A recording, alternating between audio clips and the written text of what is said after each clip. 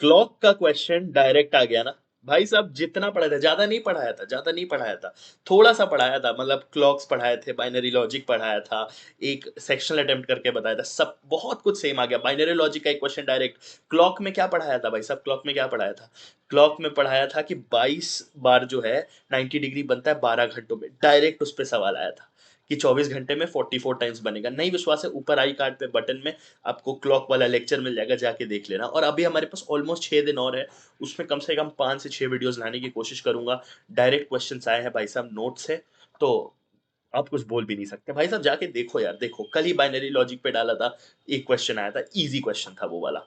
ठीक है, तो hello everyone, this is Ayush Gupta and you are watching maths Magnus. तो चलिए बहुत जल्दी से कुछ बातें अपने बारे में बता दूं जो लोग नए इस चैनल पे। जी हाँ, मैं हूँ आपका मैथ्स मैग्नस एंड मैं एनआईटी कैलिकट ग्रेजुएट हूँ।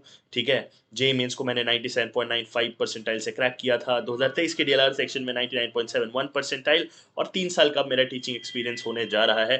तो ये चैनल क्या है? ये चैनल है जहाँ आपको मैथ्स होगी, रीजनिंग होगी, वहाँ पे मैथ्स मैग्नस होगा। तो टेलीग्राम पे आ जाओ यार, मैं वीडियोस के अपडेट शेयर करता रहता हूँ, चीज़ें शेयर करता रहता हूँ। और सब्सक्राइब कर लेना। वैसे मैं बोलता नहीं हूँ, आज पहली बार मुंह से निकल गया।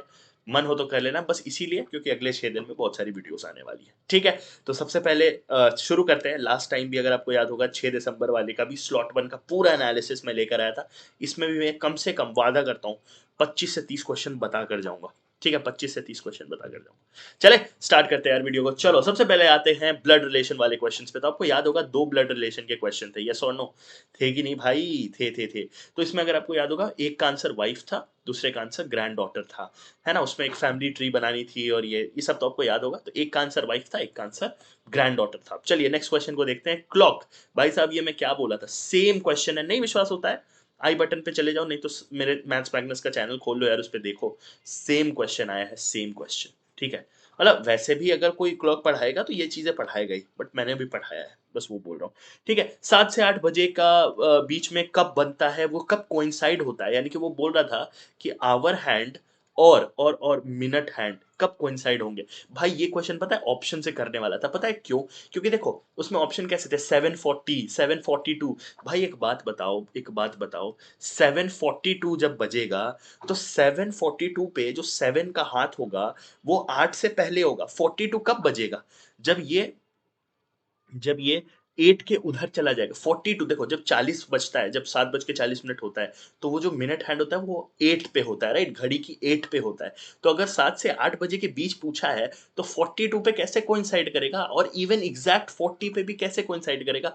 दो ऑप्शन तो ऐसे ही हट गए थे। और तीसरा ऑप्शन भी बहुत लल्लू था, ये मतलब वैसे तो कैलकुलेशन है, इसमें कर सकते थे, लेकिन भाई इसमें करने की जरूरत ही नहीं थी। ये आपका आंसर था। और तीसरा वाला शायद कुछ ऐसे था, 742 3/11। भाई कैसे? 42 पे जो मिनट हैंड है वो 8 के ऊपर चला जाएगा, और जो 7 से 8 बजे के बीच का टाइम है, तो 7 का यानी कि जो आवर हैंड होगा वो 7 से 8 के बीच में होगा। तो दोनों कोइंसाइड कैसे करेंगे भाई? नहीं करेंगे। कोइंसाइड का क्वेश्चन था ये। भाई दोनों क्वेश्चन बहुत रद्दी थे क्लॉक के, बहुत ही ज्यादा रद्दी थे। ठीक है, चलो उसके बाद कैलेंडर। कैलेंडर में देखो यार, 2 क्वेश्चन आए थे, मुझे ऐसा याद है कि दोनों के आंसर वेंसडे थे। I am not very sure. एक तो आपका अगस्त का था कि इस साल 15 अगस्त संडे को थी, तो फिर ये बता उसका बर्थडे, मोहन का बर्थडे कब होगा। ऐसा कुछ क्वेश्चन था, मुझे याद आ रहा है कि दोनों का आंसर वेंसडे आया था। तो मैं आपको बता दे रहा हूँ। ठीक है, चलिए नेक्स्ट क्वेश्चन पे यार। हाँ, एक नेव और इस पे क्वेश्चन आया था। इस नेव का आंसर मेरा वाई आ रहा था, हाउएवर मैं बहुत सेटिस्फाइड नहीं हूँ आंसर से। मैं इसलिए बताना चाह रहा हूँ क्योंकि क्वेश्चन थोड़ा सा वीक लग रहा था मेरे को, फ्रेमिंग, बट हाँ, वाई आ रहा था ऑन द अपर, मतलब वो एनालिसिस।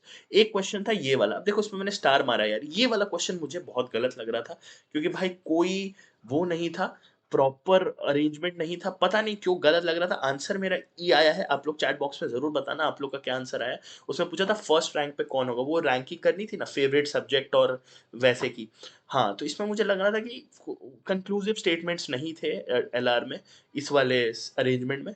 बट हाँ, फिर भी मतलब ऑन द फर्स्ट बेसिस मुझे ई लगा कि हाँ ई आया था। ठीक है, चलिए ईडीएम का एक क्वेश्चन आया था इंग्लिश में, कुक द बुक्स। भाई साहब ये तो बहुत आसान था, ये तो बहुत आसान था। मतलब इवन जो वो था ना, उसका एग्जाम्पल जो उन्होंने दिया था वो भी उसी के बेसिस पे दिया था। कुक द बुक्स का बेसिक मतलब होता है कि छेड़खानी करना, गलत दिखाना, गलत पोर्ट्रे करना। ठीक है, चलिए, उसके बाद हाँ, एक ये क्वेश्चन आया था जिसमें ऐसे नंबर्स लिखे हुए थे 2, 5 और यहाँ पे एक जे लिखा था, ऐसा कुछ लिखा था। तो पूछा था यहाँ पे कौन सा लेटर आएगा? भाई साहब वहाँ पे लेटर आएगा क्यू।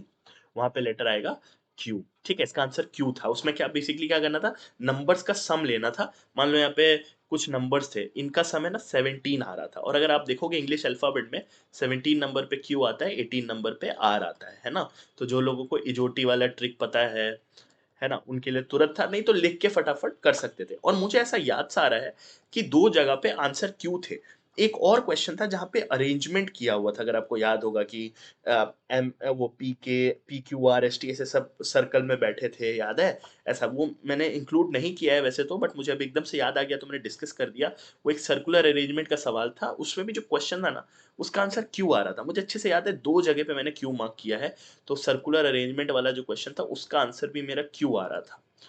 ठीक है, वैसे मैंने इसको पीपीटी में नहीं रखा था, बट मुझे लगता है कि मुझे अब एकदम से याद आ गया जैसे ही मैंने क्यू देखा। तो सर्कुलर अरेंजमेंट का भी आंसर क्यू ही था। चलिए नेक्स्ट क्वेश्चन पे यार, नंबर ऑफ वर्कर्स एक अजीब सा इक्वेशन दे रखा था, याद है आपको? और इसमें बोला था कि 20 वर्कर हैं, 8 घंटे लगेंगे, तो उन्होंने बोला था कि अब इसमें रख के बताओ। तो आपको कुछ नहीं करना था, वो लोग ये बोल रहे थे कि उनको सेम इफिशियंसी चाहिए या कुछ चाहिए, वो जो इक्वेशन थी। तो आपको बेसिकली क्या करना था, इसके अंदर वो जो इक्वेशन दे रखी थी उसमें 20 और 8 पुट करना था। एंड वो पुट करने के बाद आपको बेसिकली क्या करना था, उस उधर इक्वल करना था। ठीक है, तो इसका आंसर 40 आ रहा था। अब मैं ये क्वेश्चन और एक लॉग वाला क्वेश्चन, मुझे ऐसा लग रहा है कि इसी में लॉग इम्प्लीमेंटेड था, क्योंकि आज मेरा दिमाग थोड़ा कम काम कर रहा था।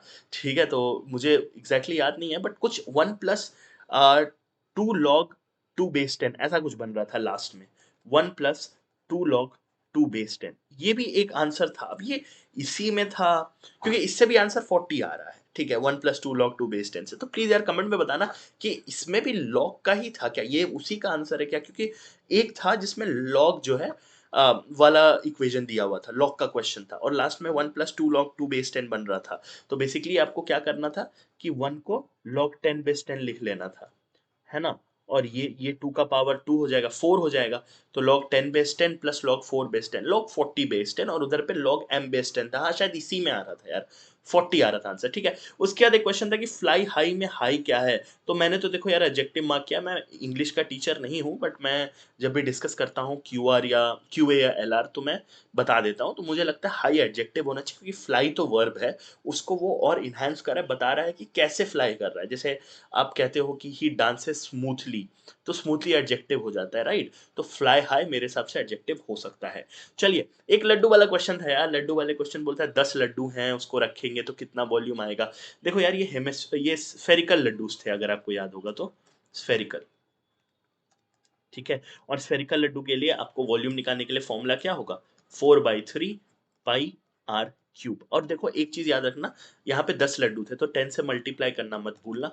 तो यार ये तो बहुत इजी था, 4/3, इसको बोला था 22/7 ले लो, और आर को 3.5 इंटू 3.5 इंटू 3.5, और इंटू लास्ट में आपको 10 भी करना पड़ेगा। इससे आंसर एग्जैक्टली 1796 सेंटीमीटर क्यूब आ रहा था। इसका आंसर कितना था?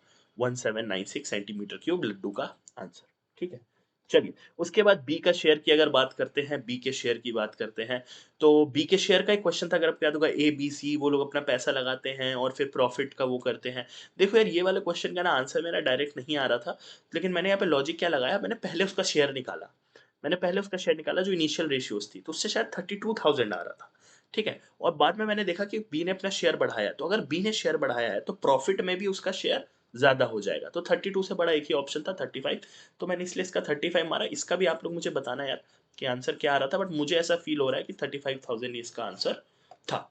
चलो, एक लॉग का क्वेश्चन था, मैं वही कह रहा हूँ, ये शायद मैं उसी से कंफ्यूज हो रहा हूँ, बट इसका आंसर जो है 1 प्लस 2 log 2 base 10 आ रहा था। इसका आंसर लास्ट में 40 आ रहा था।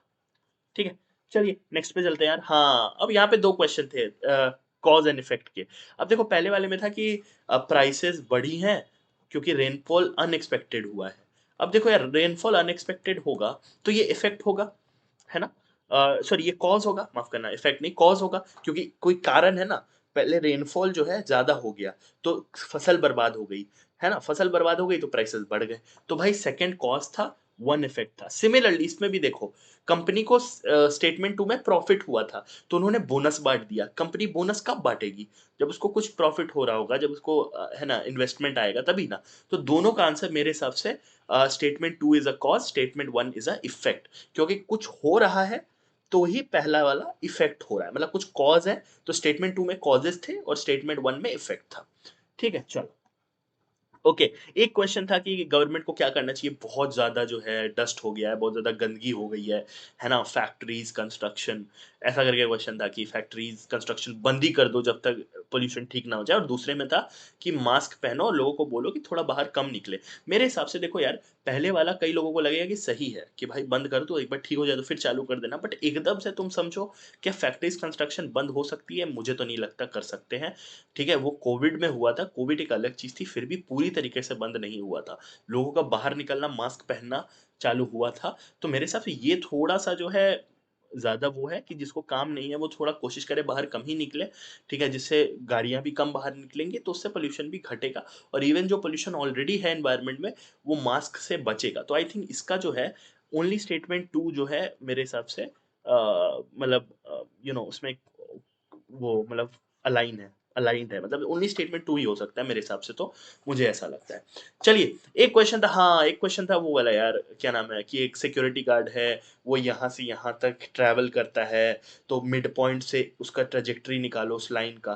तो देखो यार, ये वाला में क्या करना था आपको, बेसिकली एक पॉइंट इधर, एक पॉइंट इधर दिया हुआ था, तो आपको मिड पॉइंट निकालना था। तो मिड पॉइंट के लिए क्या करते हैं, x1 प्लस x2/2 और y1 प्लस y2/2, तो उससे ये दोनों पॉइंट मिल रही थी, ये दोनों पॉइंट मिल गया। अब देखो, क्योंकि वो एक ही लाइन में है तो उनका स्लोप तो सेम होगा। स्लोप अगर सेम होगा तो आपको बेसिकली क्या करना था, देखो वहां पे दो ऑप्शन थे, 4x plus 3y equal to 65, 3x plus 4y equal to 75। अब मुझे ऐसा लग रहा है कि ये वाला आंसर आया था, क्योंकि देखो इसमें 5,15 इसका एक पॉइंट आ रहा था, तो 5,15 पॉइंट है तो उसमें रखने के बाद वो होना चाहिए। तो मैंने ऑप्शंस का यूज किया, इसमें पुट करके देखा 5,15 सेटिस्फाई कर रहा है, लेकिन दोनों को कर रहा था। तो फिर मैंने क्या सोचा कि यार स्लोप तो सेम होना चाहिए, और स्लोप मेरा पहले वाले का सेम आ रहा था, तो स्लोप सेम आ रहा था, तो मैंने 65 वाला ऑप्शन मार्क किया, ये वाला मैंने मार्क नहीं किया। कमेंट में बताना यार, हो सकता, क्योंकि क्वेश्चन मैंने बहुत जल्दी जल्दी रीड किया, मैंने एलआर पे बहुत ज्यादा टाइम बर्बाद कर दिया था आज, है ना? ओके, नेक्स्ट क्वेश्चन, हाँ, एक पीएनसी का सवाल था यार। पीएनसी के सवाल में क्या था कि कितने नंबर ऑफ थालीज बना सकते हो, है ना? थालीज बना सकते हो, तो ये तो बहुत इजी था। उसमें 8 तरह की सब्जी थी, आई थिंक 3 तरह के ब्रेड थे और 2 तरह की राइस थी। तो उसने बोला कि मुझे 8 में से 3 ही चाहिए, मतलब 3 तरह का ही वेजिटेबल चाहिए, 2 तरह की रोटी चाहिए, 1 तरह का राइस चाहिए। बताओ कैसे थाली बनाओगे? तो भाई 8C3, 8 में से 3 चूज करेंगे, 3C2, 3 में से 2 चूज करेंगे, और राइस 2 में से 1 चूज करेंगे। इनको आपस में मल्टीप्लाई करोगे, 336 जो है आपका आंसर आ रहा था। ओके, हाँ, एक क्वेश्चन था यार कि बी को प्रमोट करे, ए को प्रमोट करे, वो हेड पोजीशन के लिए। अब देखो, इसमें दो ऑप्शन में काफी भारी टक्कर थी। एक तो था कि दोनों को प्रमोट कर दो सब हेड पोजीशन पे। अब देखो, क्वेश्चन ने बोला है कि हेड पोजीशन के लिए आपको एक बंदा दोनों में से चूज करना है, तो अगर बोला है तो भाई एक को चूज करो। और क्वेश्चन में एक चीज लिखा था कि कंपनी अभी मोराल लैक कर रही है। अब देखो, कंपनी कभी भी है ना ये नहीं सोचती कि भाई है ना दोनों का फायदा करा, तो कंपनी अपना फायदा देखती है। उनके लिए मॉरल कम हो रहा था, मोरालिटी कम हो रही है कंपनी में, लोगों का फीलिंग थोड़ा सा वो हो रहा है, तो उसके लिए बी जो है, बी में एक चीज लिखा था कि बी उतना बढ़िया नहीं है, थोड़ा सा बेकार है, मतलब ए जितना अच्छा नहीं है, बट वो कोऑर्डिनेट बहुत अच्छा करता है, कोऑपरेट बहुत अच्छा करता है, लोगों को साथ लेके चलता है। और ए में यही चीज मिसिंग था। ए एक्सेलेंट वर्कर था, बट उसके अंदर वो कोऑर्डिनेशन और कोऑपरेशन वाली बात नहीं थी। तो बी को प्रमोट करोगे तो कंपनी का मोरालिटी बढ़ेगा, तो इसीलिए मेरे हिसाब से बी को प्रमोट करना एक सही आंसर होना चाहिए था। चलो, हाँ, नेक्स्ट सवाल, ये तो बहुत स्ट्रेट फॉरवर्ड यार, ट्रिग्नोमेट्री के सवाल थे। कॉस थीटा की वैल्यू पूछी थी, इसमें मेरा 3/5 आ रहा था, ये तो बहुत सिंपल था। मतलब यार लैडर था, है ना, वॉल के सहारे ये स्लिप करता है, एन एंगल जो है वो चेंज होता रहता है, ऐसा कुछ था, ठीक है। तो एक तो ये सवाल था, और एक टॉप्स का डिस्टेंस पूछा था, कि आपको याद होगा कि एक 10 का है और एक 15 मीटर का है बिल्डिंग, शायद से 10 और 15 ही थे, जो भी थे, और इनके बीच में 12 का डिस्टेंस है।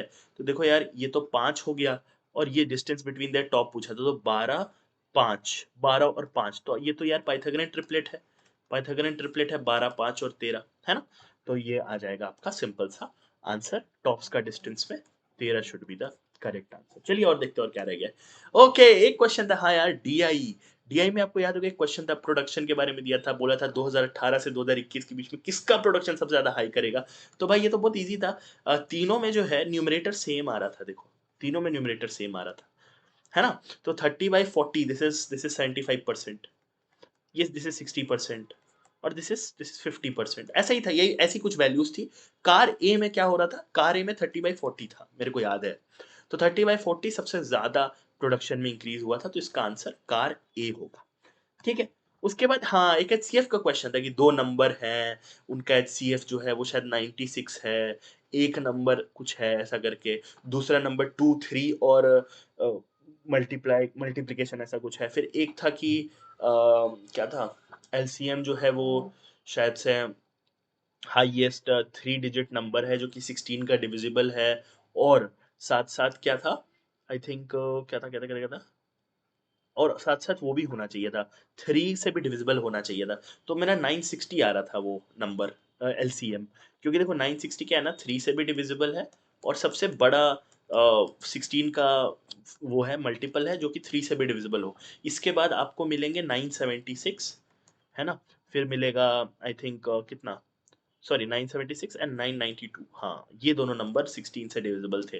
तो 960 आ रहा था यार, तो मतलब आंसर तो बेसिकली 160 आ रहा था। मैं बाकी चीज़ें बता रहा हूँ क्या दिया हुआ था क्वेश्चन में और कैसे निकालना था। Answer was 160, other number was 160।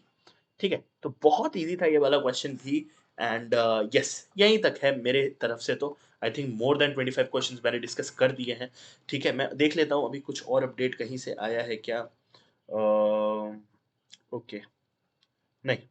देखो ये पेपर तो मैंने भी लिखा था, तो ये सारे क्वेश्चन तो मेरे मेमोरी बेस्ड है। मैंने कुछ अपने स्टूडेंट्स और कुछ अपने दोस्तों से भी पूछा था जो पेपर लिखने गए थे, तो पता चला कि यही चीज़ें हैं। वैसे तो मुझे लगभग सारा पेपर याद था जितना मैंने इसमें लिखा हुआ है, बट जो मुझे याद नहीं था वो मैंने कुछ ऐड कर दिए थे लास्ट में। ठीक है? अगर आपको कुछ याद आएगा तो प्लीज़ बताइएगा कमेंट सेक्शन में, ठीक है? हम उसको डिस्कस करेंगे।